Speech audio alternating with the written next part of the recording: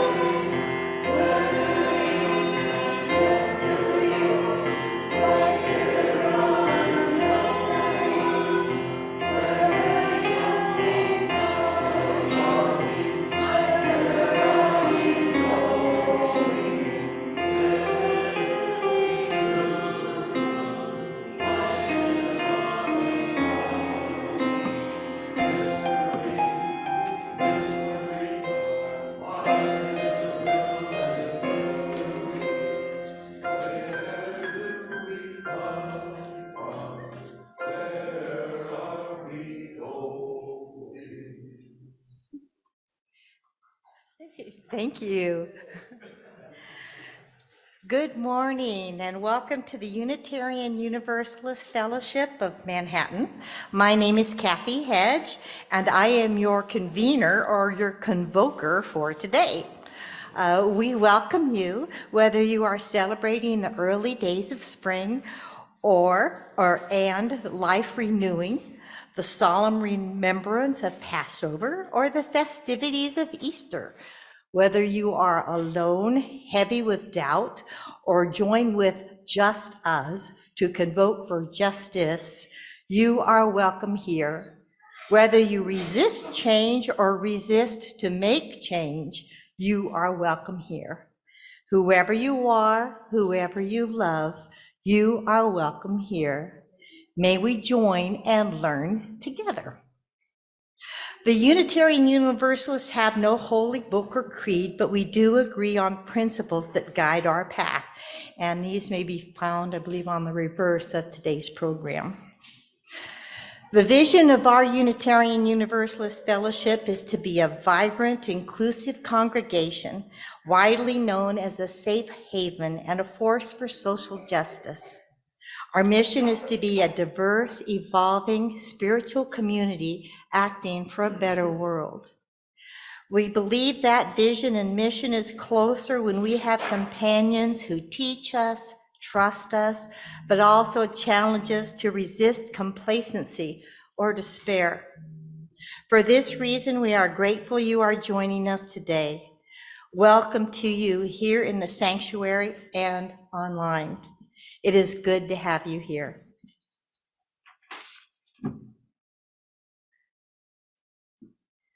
Thank you, Kathy. What a joy to convoke with you. So I am Pastor Isabel Call, and it's my honor to serve as the minister here at UUFM. Today, we acknowledge the land upon which we gather, its ancestors and their descendants. We give our gratitude to members of the Kaw, Osage, and Pawnee nations who cared for this land before being coerced or forced to move. We recognize the 4 federally recognized Native nations who call Kansas home now: the Prairie Band Potawatomi, the Kickapoo Tribe of Kansas, the Iowa Tribe of Kansas and Nebraska, and Sac and Fox Nation of Missouri in Kansas and Nebraska. And we recognize the ongoing injustice of settler colonialism and endeavor to make amends in our lives and in the life of our community. We join together to convoke and to learn from those who have traversed this land before us, are with us now, and will be in the future.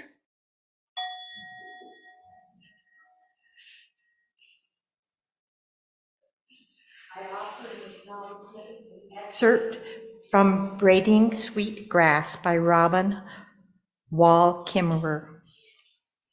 Some stories tell of a long winter when the people were dropping from hunger. 3 beautiful women came to their dwellings on a snowy night. One was a tall woman, dressed all in yellow with long flowing hair. The second wore green, and the third was robed in orange. The 3 came inside to shelter by the fire.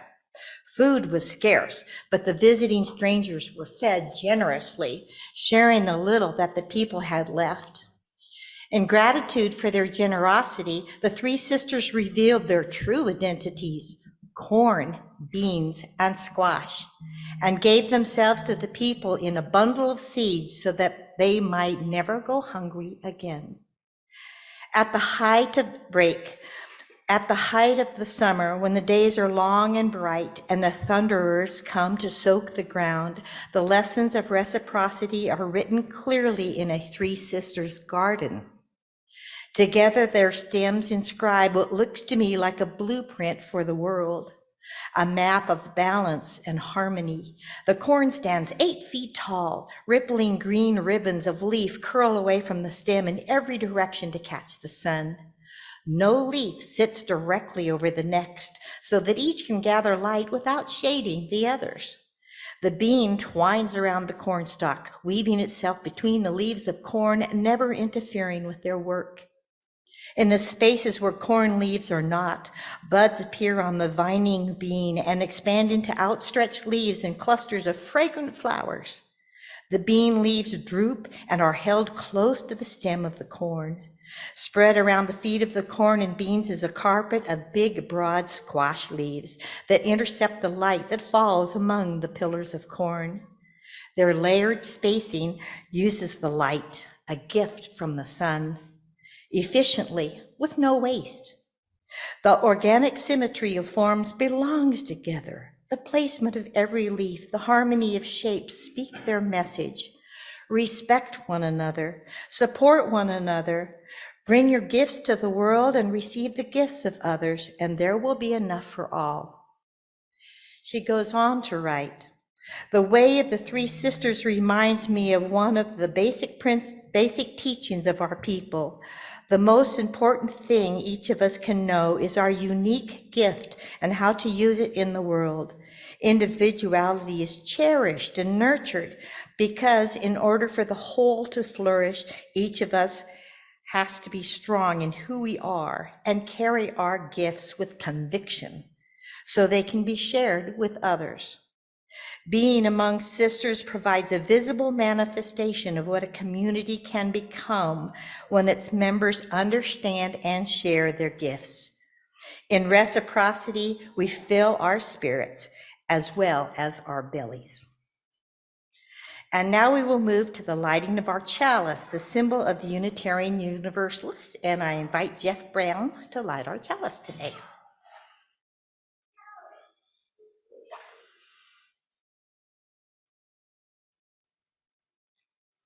Thanks, Jeff. And now I offer a reading by Reverend Liz Weber, For All That Is Our Life. For all that is our life. Spirit of life, help us to be present with all that is our life, both our deepest sorrows and our greatest joys, so that we can truly live, engaging fully in our own life and in our community. Spirit of community, help us know how linked we are, how each one of us cares, touches us, how each one of our cares touches us all. Help us to ask for support when we are in need and offer our support to others when we are able, so that we may rest in the solace of one another's love. Spirit of love, help us to love our neighbor as we love ourselves, so that we might fully embody love and resist hatred. Spirit of resistance, help us to stick up for what is right, even when we are tired or afraid. Help us dream of the world as it should be and act to bring that world about. Help us to find hope each day. Spirit of hope, Help us through this day and each day. Help us to be present for all that is our life. For all this we pray. Amen and blessed be. And welcome our choir.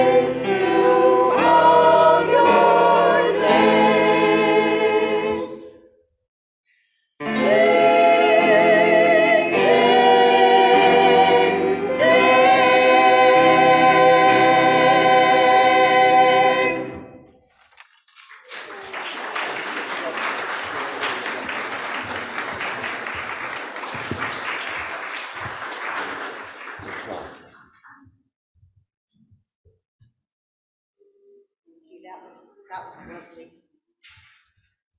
And now I invite the young at heart and young body to come forward to participate in our time for all ages.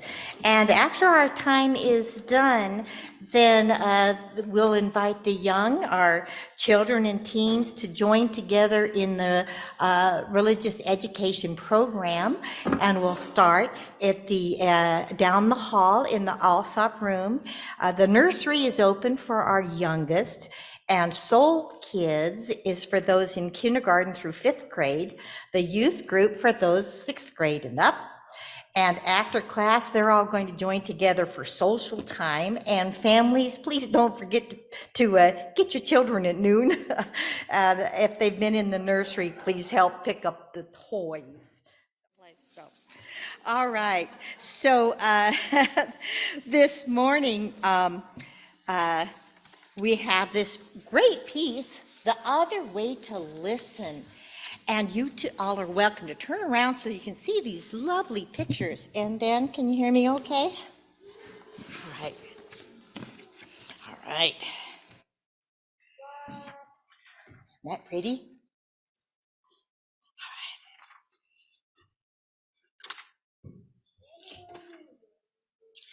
All right. The Other Way to Listen. This is by Bird Baylor and Peter Parnell. I used to know an old man who could walk by any cornfield and hear the corn singing. You see the corn over there on the corner? Teach me, I'd say when we'd pass on by. I never said a word while he was listening. Just tell me how you learned to hear that corn. And he'd say, it takes a lot of practice. You can't be in a hurry. And I'd say, I have the time. He was so good at listening. Once he heard wildflower seeds burst open, beginning to grow underground. That's hard to do. He said he was just lucky to have been by himself up there in the canyon after rain. He said it was the quietest place he'd ever been, and he stayed there long enough to understand the quiet. I said, I bet you were surprised when you heard those seeds. But he said, nope, I wasn't surprised at all. It seemed like the most natural thing in the world. He just smiled, remembering. Another time, he heard a rock kind of murmur good things to a lizard. I haven't listened hard enough to hear that yet. I got to try that out. I like lizards. He saw the lizard sunning on a rock. Of course we stopped. The old man said, I wonder how that lizard feels about the rock it's sitting on and how the rock feels about the lizard. He always asked himself hard questions that take a while to answer. We leaned against another rock. A long time passed, and then he said, did you hear that? They like each other fine. I said, I didn't hear a thing. He said, sometimes everything being right makes a kind of a sound. I know I felt that in my heart. Like just now, it wasn't much more than a good feeling that I heard from that old rock. Were you surprised to hear it? I always had to ask. And he said, not a bit. It seemed like the most natural thing in the world. I said, I wish I'd heard it too. And he said, I thought I might someday. He told me how a friend of his once heard a whole sky full of stars when she was 7.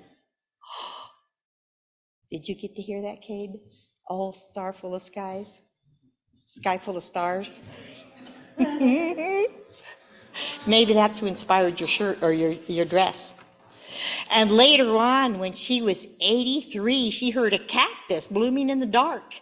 At first, she didn't know what she was hearing. She found it by just following the sound. There were 20 flowers on one cactus, and they were all white as the moon. The old man said, most people never hear these things at all. I said, I wonder why. And he said, they just don't take the time you need for something that important. I said, I'll take the time, but first you have to teach me. I'd like to if I could, he said. But the thing is, you have to learn it from the hills and the ants and the lizards and the weeds and the things like that. They do the teaching around here. Just give me a clue on how to start, I said. And so he said, do this. Go get to know one thing as well as you can. It should be something small. Don't start with a mountain. Don't start with the whole Pacific Ocean. Start with one seed pod, or one dry weed, or one horned toad, or one handful of dirt, or one sandy wash. I said, I'll take the sandy wash. Sandy wash is when a river's gone through and just is dried and it just leaves the sand there, but it comes through every once in a while. He said he started with one tree. Every morning of his life when he was young, he climbed a cottonwood and sat there listening. He told me it was worth the time. He said trees are very honest and they don't care much for fancy people. And he said he doesn't know if anything he ever did is important as sitting in that tree. Tell me everything you can, I said. He said, well, you have to respect that tree or hill or whatever it is you're with. Take a horned toad, for example. If you think you're better than a horned toad, you'll never hear its voice, even if you sit there in the sun forever. And he said, don't be ashamed to learn from bugs or sand or anything. And I said, I won't. He thought of one more thing. It's good to walk with people, but sometimes go alone. That way, you can always stop and listen at the right time. I'll remember everything, I said, and I did. I thought there must be something wrong with me because I only heard wind and quail and coyotes and doves, just things that anyone could hear. I almost gave up trying. Of course, I still went walking in my hills. In fact, I used to sing to them a lot. La, la, la. I thought that since they wouldn't sing to me, I'd just sing to them instead. The day I'm telling you about now, I was singing, and the whole song was this. Hello, hills, hello, hills, hello, hills, hello. That was after I'd been away 5 days, and I missed those hills. 5 days. I went out earlier than usual. You know how everything looks new at sunrise? Well, all those hills were looking new.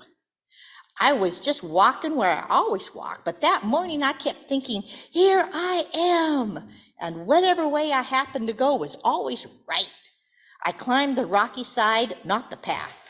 The rocky side is steeper, but I like it best. And anyways, that's where I found my 3 hawk feathers. I stood at the top where I always stand looking down. Hello, hills, hello, hills, hello, hills, hello.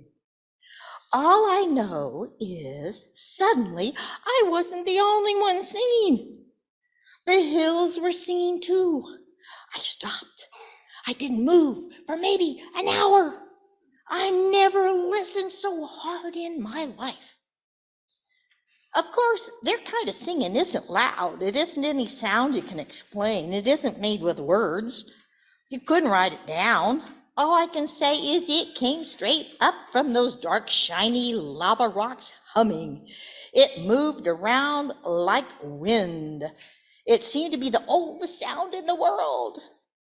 All I can say is I was standing here in the middle of that sound at 7 o'clock in the morning, just thinking, here I am, and thinking, listen, and not being surprised. It seemed like the most natural thing in the world. Thank you. You're great listeners. Yeah. Go in love.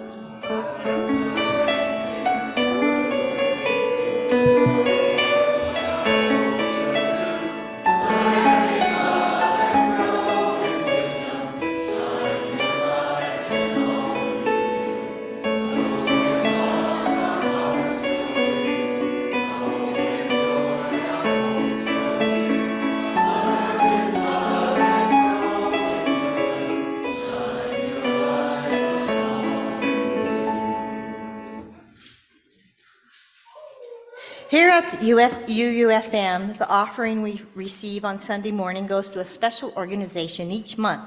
Our April Helping Hands recipient is the Fairy Godmothers, who offer grants to women in need of basic supplies or repairs that they need in the Manhattan area. You can donate online by going to UUFM and then clicking the donate link and choosing the particular fund, one of many, to which you want to contribute. If you're here in person, you can put the offering in the basket on the back table.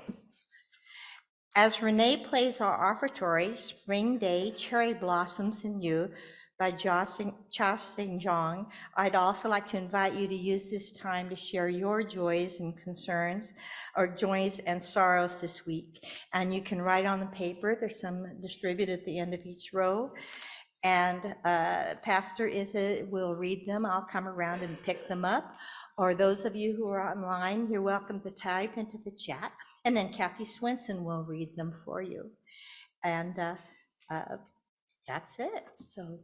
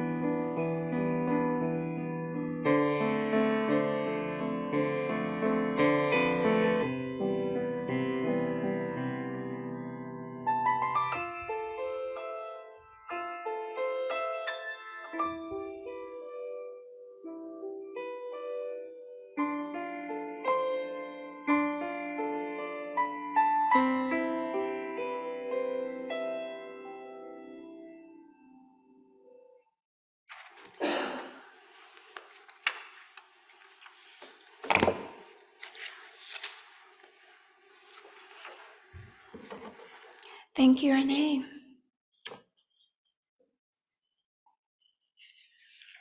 We've come to the time in our service when we share our burdens and amplify our celebrations. Let us call up a spirit of generosity, courage, compassion, and vulnerability as we listen to what has been shared. And there are many joys shared here in the sanctuary today.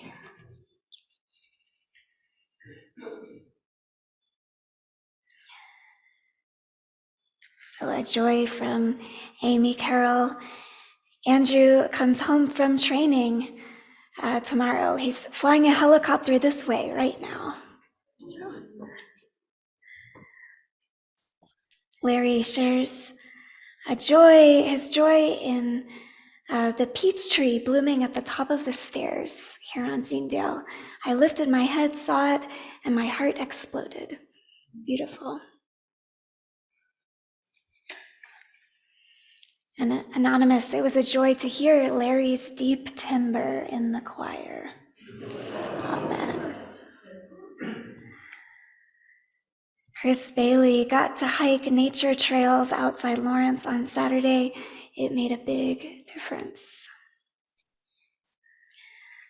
Rob Morrison, so thrilled that the first PhD candidate from My lab successfully defended her dissertation at K-State. Congratulations to both of you.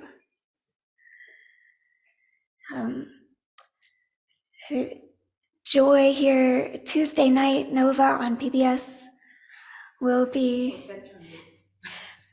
Got it. Nova on PBS will be on the future of the weather. I'm proud to say my little brother composed and produced the score. Who is this from? Oh, you were telling me. Yeah, this is from Kathy Hedge. Wonderful, wonderful. And then I have a joy to share. Buddy McGoy shares his joy at being home from the hospital after his colorectal surgery. He does not recommend celebrating your birthday recovering from such a procedure. But he is happy that on his birthday he received good news, very good news from the surgeon following up from the procedure, and he's looking forward to cherry pie once he's cleared to eat it. So happy birthday, buddy. Glad you're home. So let's hear the joys and sorrows and concerns that have come in on Zoom. Can you see me? Yeah, we can see you and we can hear you here on Seamdale. Good. Well, Mark Mayfield is in Tennessee, and he's joining us from there. He says, it's a joy to be in the land of the Tennessee Three and to be visiting his mom and his home. And it's a joy to be with everyone all at the same time. So he's welcome from Tennessee. We're just glad he's here from there.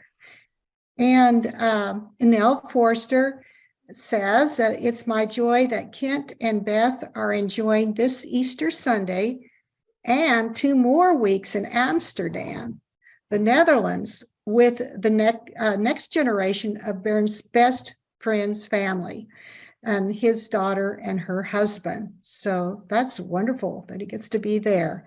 And thanks for sharing those joys. And I didn't see any sorrows coming this way this morning. Thanks. Thank you, Kathy. Thank you, everybody on Zoom for sharing, for being here with us. We have a sorrow here in the sanctuary from Tom Phillips.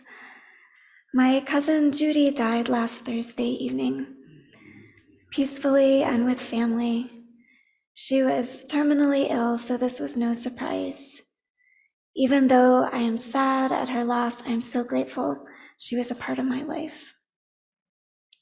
Joining you in that sorrow and gratitude, Tom. I know we have other sorrows too in our personal lives, woven fine with the joys. I want to lift up here in Kansas, holding in my heart, holding in our collective heart, all transgender Kansans who are feeling the devastation of the veto override of the transgender sports ban and fear of what might come. And I know those of us following the news in the Middle East are pained by Israel's attacks on worshipers in a mosque during Ramadan and the subsequent escalation of violence. It's a tragedy, especially during this holy time of the year. So let's join in silence together, honoring all the joys and sorrows we've heard, as well as those that remain quietly in our hearts.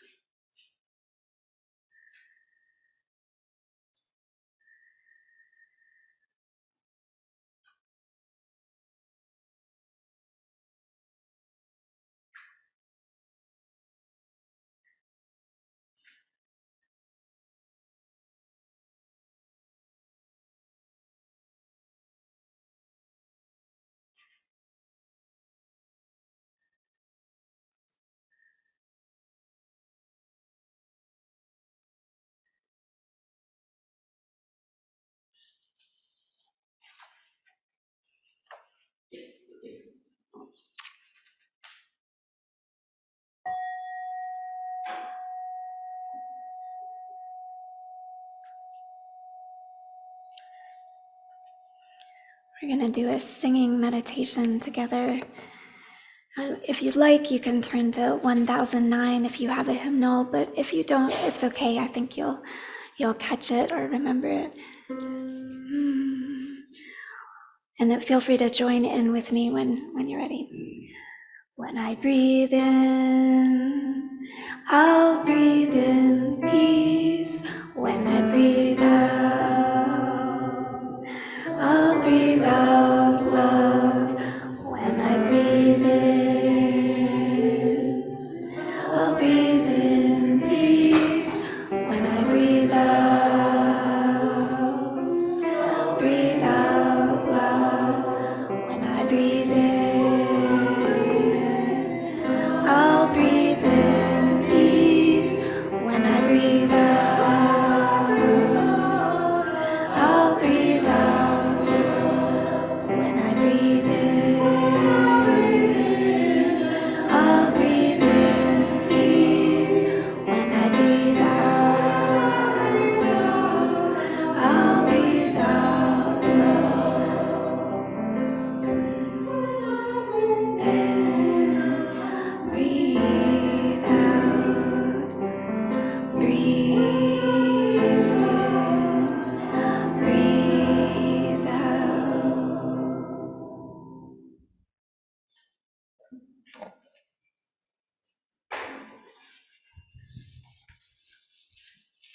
Liberation Just Below the Surface by Reverend Gretchen Haley. Someone has to be the one to go first. When the seas are stubborn and the ground and the sky are giving us only gray and gloom, someone has to see the spring that's just below the surface. The crocus about to launch, the green and the brown grass, the path that's about to be made clear, the freedom that's calling. After the leap, the leaving behind, the letting go of everything you ever knew and anything it meant to live, it takes a reckless sort of dreaming, a courage you'd usually shrug off, like it belonged to old tales of escape from Egypt or emperors, like it belonged to someone more powerful, more official, someone less filled up with grocery lists and bills to pay, marriages to manage, and all those justice reports to read. We come to link arms and claim a call that is collective, believing we can go together and hold each other into the deep in this journey for justice and liberation, trusting we can sing not just at the end, but the whole way there, feeling in our bodies this promise of something more beautiful. Being born, we come to remind each other we were always this brave, that we've had all we need to walk this way the whole time, that we are the ones we've been waiting for, to say to each other, let's begin now. Come, let us worship together.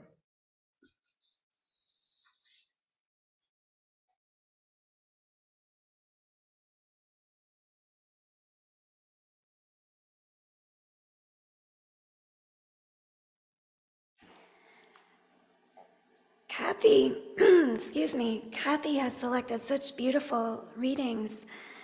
I hesitate to fold in another, but it is Easter, and my text for Easter, and every other day of the year, I drew from it last year at Easter, is the poem by E.E. Cummings. I thank you, God, for most this amazing day, for the leaping greenly spirits of trees and a blue true dream of sky, and for everything which is natural, which is infinite, which is yes. That is the first stanza, words that sustain me through the winter, when every day is truly still amazing, but you might struggle to remember it among the cold and the gray, when you might doubt joy, except you remember the promise of this time of year when the world is reborn from the fingertips of the trees down to their crocus toes. I who have died am alive again today, E. E. Cummings goes on to say in the second stanza, speaking for those trees and for Jesus. And then the third stanza, and this is my focus today. How should tasting, touching, hearing, seeing, breathing, any lifted from the no of all nothing, human merely being, doubt, unimaginable you?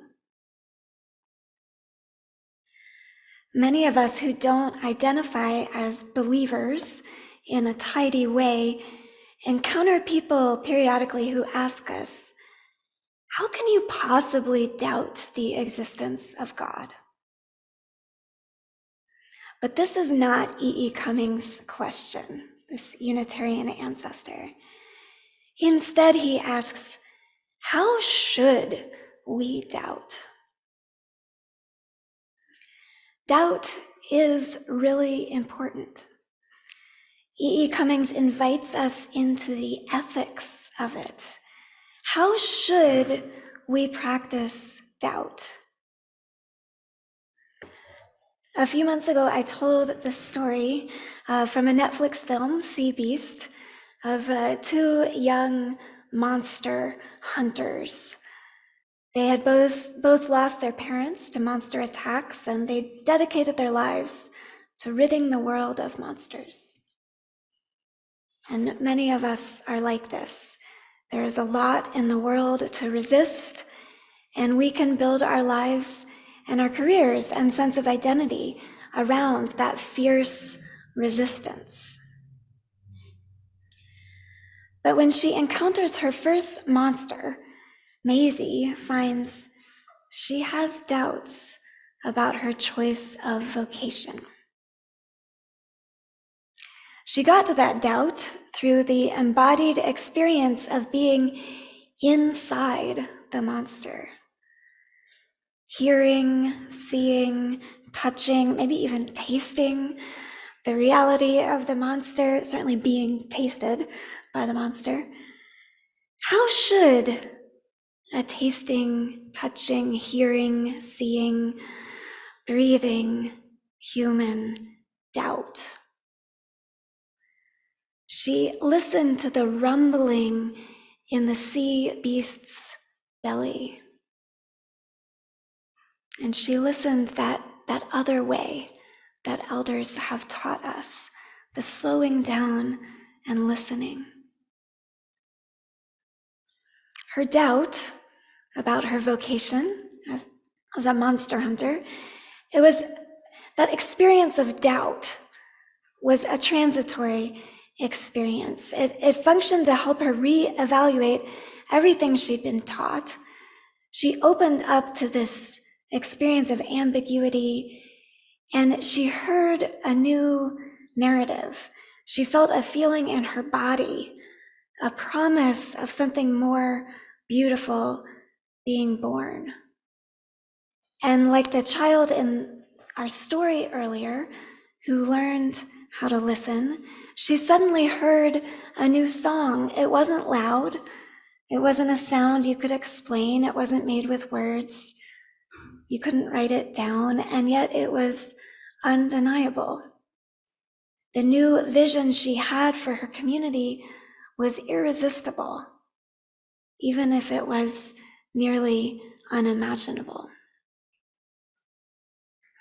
And so I'm going to pause for a moment. I'll drink some water and ask you to reflect on a question. When have you experienced extreme doubt and then come through that doubt into something new? When have you come through doubt into knowing something new?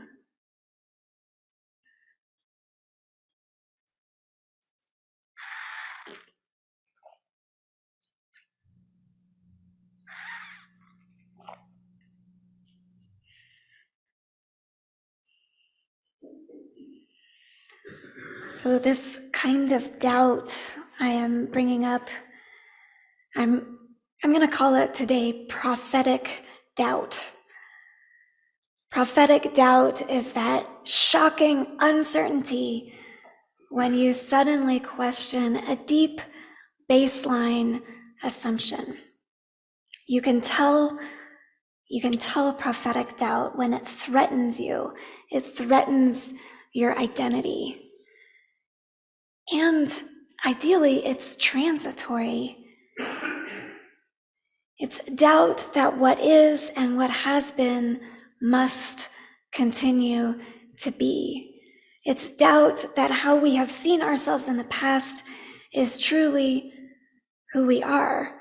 This doubt helps us become ourselves more fully. And whenever we live fully as ourselves, human, merely being our unique selves, we are practicing prophecy, living into a different future than the boring one defined by the status quo. You don't have to be an extrovert to be a prophet.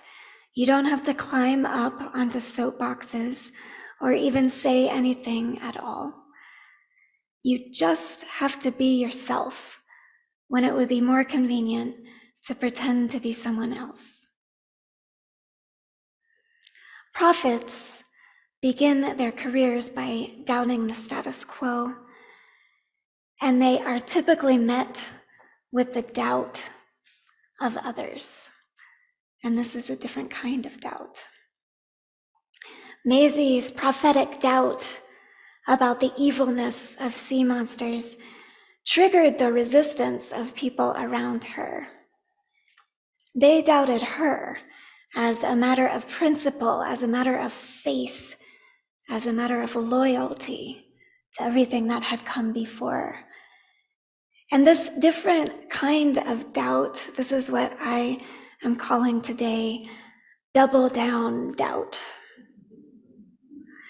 It's resisting the call to change, avoiding the grief for things and ways we love, reiterating old reality, discrediting, destabilizing data. Double down doubt resists the authentic experience of doubt, and it sows seeds of doubt in others.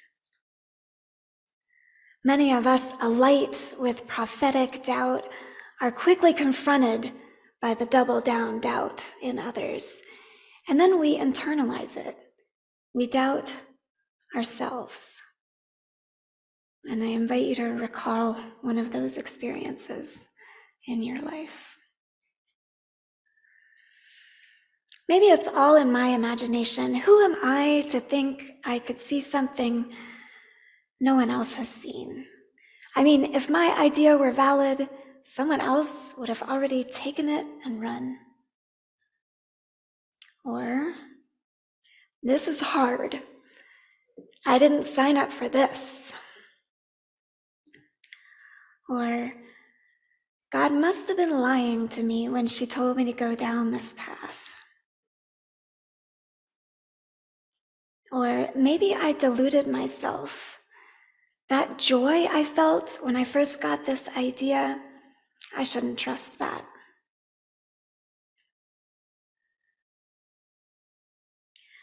Sometimes when we fail to act on a prophetic insight, it fades. And even though we remember that we had been clear, we don't feel it anymore. We don't feel the clarity. And this is where religion comes in handy, God or not. To be religious is to remain faithful to our calling, even when we can't hear it. I return to the story Kathy shared earlier as the land acknowledgement. It told of a long winter when the people were dropping from hunger. And then 3 beautiful women came to their dwellings on a snowy night. Food was scarce, but The visiting strangers were fed generously, sharing in the little that the people had left. These were people of faith, people who believed there was more than just winter, winter, winter. They trusted and engaged their senses, allowed themselves to be delighted by the rich yellow, green, and orange clothing of their guests. They communed with them, they listened to their stories, and through this faith, they received spring. They received better spring than ever before, the three sisters, corn and sweet potatoes and beans in their beautiful perfection. Our Easter friends, or our Christian friends, are celebrating Easter today. Many of us are celebrating Easter today. For many observant Christians, Easter Sunday comes after Holy Week, which comes after weeks of Lent. It is a time of grief, of lack. They have been retelling the story of Jesus' last week, recalling the fear and hopelessness he and his friends felt with the increasing reach of the state and powerful religious leaders misinterpreting scriptures to condone exclusion and persecution. Much of our lives we live here. And this week here in Kansas, we are living here. Perhaps you're rattled. I am rattled by the Kansas legislature doubling down to exclude transgender girls from sports. And in the process, condoning genital inspections on all girls in order to enforce this ban. This week here in Kansas, we are living with the grief and pain as those of us who are transgender internalize this oppression into self-doubt or resist that oppression. This week here in the US, we are feeling again the restriction on bodily autonomy as a US district judge has just attempted to pause a safe drug for people managing their health. Our sacred wrestling with how to care for our bodies is denied. This month, on this planet, people praying together, people learning together cannot be certain they are safe. It is a time of doubt about our collective future. And of course, we internalize it and worry about our personal future and the future of our families, future of all those we love. A Christian friend of mine put it this way: a lot of life is lived on Easter Saturday. Bad things have happened. We don't know if the good stuff is still good. But doubt is something to move through. In the words of Valerie Carr, what if this darkness is not the darkness of the tomb, but the darkness of the womb? What if our America is not dead, but a country that is waiting to be born?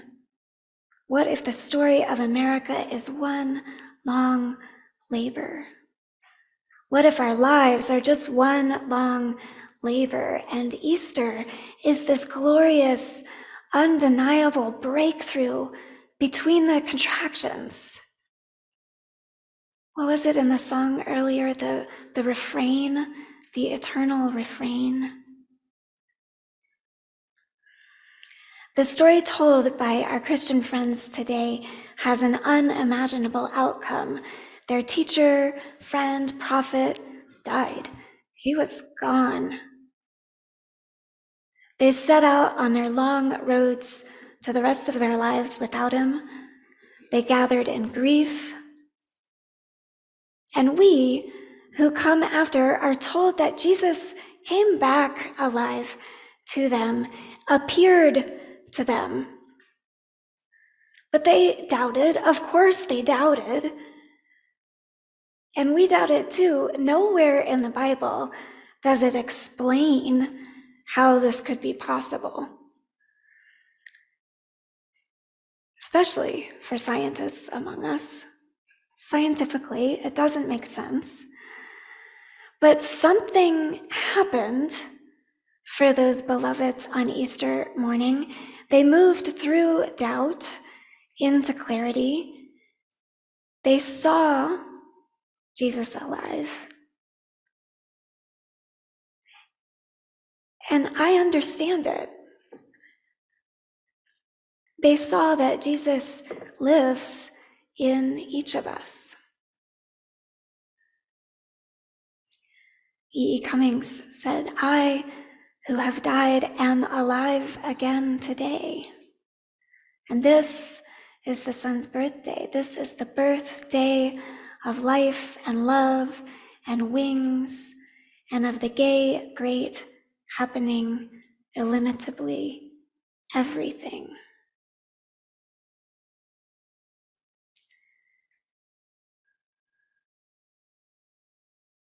I think we each have our own kind of Easter, and it may not happen this year, April 9th, 2023, although you're welcome to have it happen right now if you'd like, to celebrate it, to come to the potluck to celebrate it. But I think we do each have these moments where we pass through doubt, we pass through that darkness and into some clarity that really didn't make sense before.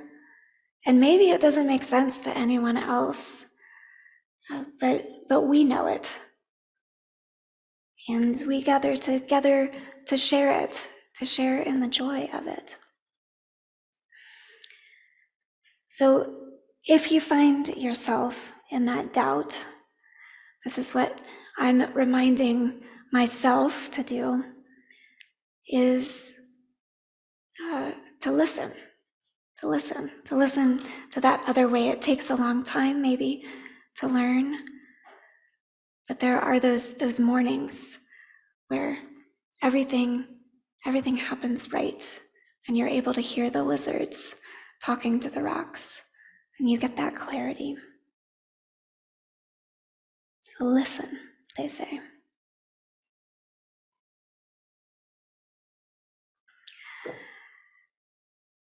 When I breathe in love. When I breathe out love. When I breathe in peace. When I breathe out love. When I breathe in peace. When I breathe out love. Thank you. So I am curious if you have insight on doubt and insight on the power and peril of doubt, as I titled this reflection. How do you move through doubt? When has doubt opened up into something beautiful, into life, into new life for you? And if anybody has anything to share, you are most welcome.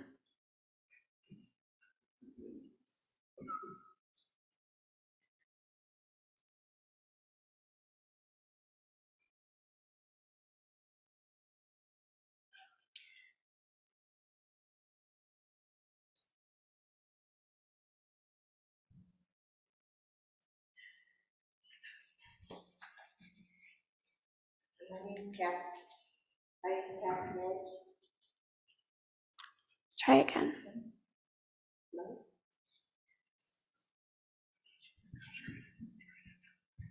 My name's Kathy Hedge, and I was supposed to be Sister Kathy. My grandmother wanted me to be a nun. I know I've told you some of this story before, and I had a pen pal until I was 16 with a nun. Then I went to college and I had my doubts when I found out that there were long cultures that had one God, and that it wasn't just a Jewish idea, I shouldn't say just, that it didn't come from just one culture that had the revelation. And it was really, really hard to say, I don't think I believe this anymore, because it was the foundation of much of our family life. But it really ended up being like a prophetic doubt, because it really opened up this whole world to me of other ideas and other religions, and I found myself much happier there. Thank you so much, Kathy. I didn't know that story.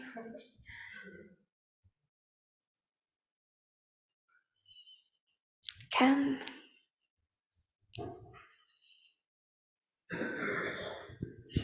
Ken Embers. I recently completed writing my memoirs of being a helicopter pilot in Vietnam, and before and after, and it was really exciting to confront the feelings of writing down my personal and private thoughts, and thinking that, whoa, now other people are going to know what I'm thinking. And since then, it's really been fun and exciting to have completed that and talk to people about that experience.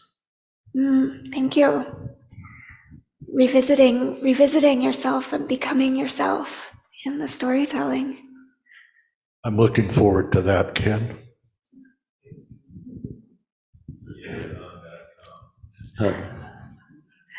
I'm Bryce Hobrock. I'm reminded of Sister Mary Corita, who was a well-known artist and printmaker of the 60s and 70s, a Catholic nun, who used in her prints the words of E.E. Cummings as a expression of her own doubts.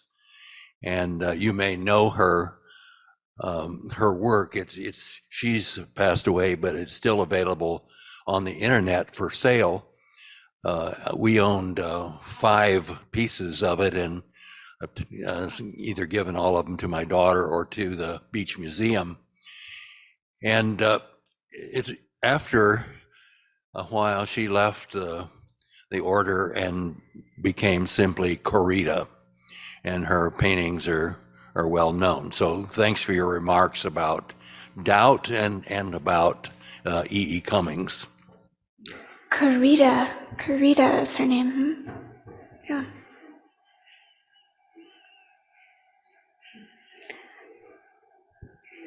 Pat has a comment. Pat Embers, really touched me that you talked about doubt this morning. I've recognized that it's very deep within me, doubt, things that I never realized, and I'm not thinking of any particular instance, but it's a very important element of my life that I don't know how long, maybe 20, 30 years ago, I realized how much doubt I had about things having to do with either my own life or, I changed religions too, and found one that I had doubted my other one and other things. But I think it's an extremely important part of our life. And I'm glad to hear about that. Yeah, thank you. Yeah, it's really, really uncomfortable, but wouldn't want to not have it. Anyone on Zoom? Larry is going to make a comment here in the sanctuary, but if you're on Zoom and you'd like to share, Kathy Swenson, I bet, can help get you up here on our screen. Go ahead, Larry. Okay, like Kathy, I had let me back up.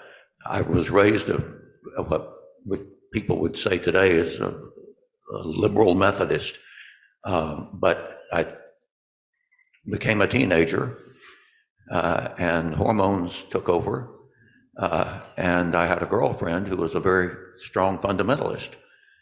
I was convinced I was going to hell. And then one night reading the Bible, I came across, take my yoke upon you and learn of me, for I'm meek and lowly of heart. It's a good verse or two in Matthew. And suddenly I felt okay. Now, I felt I was not going to hell. I was okay, as it says. But of course, like Kathy, doubts arise.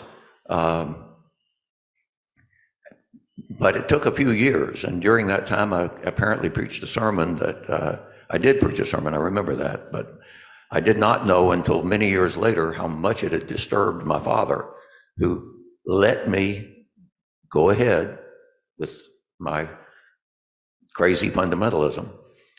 But I doubted it.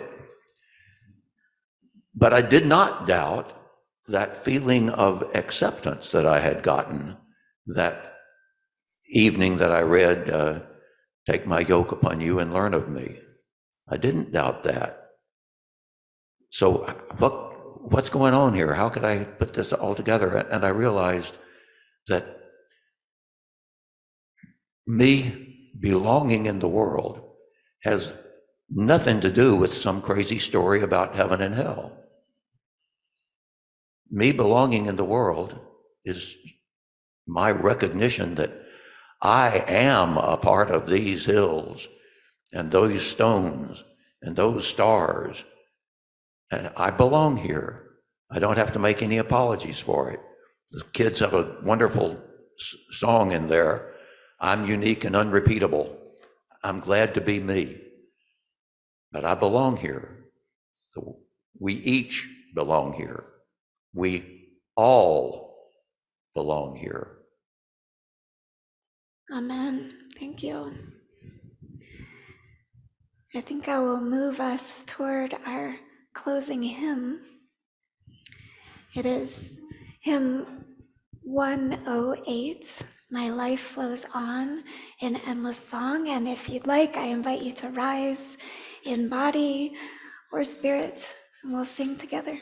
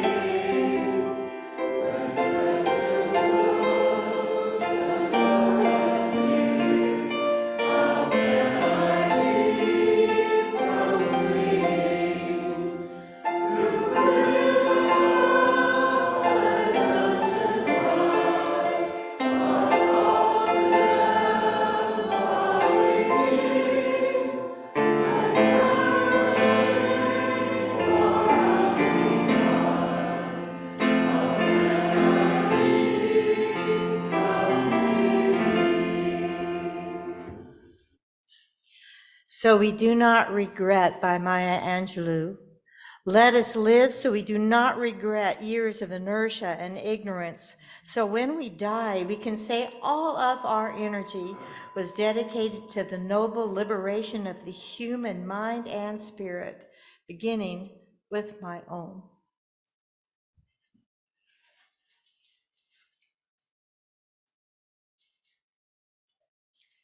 May it be so. Happy Easter.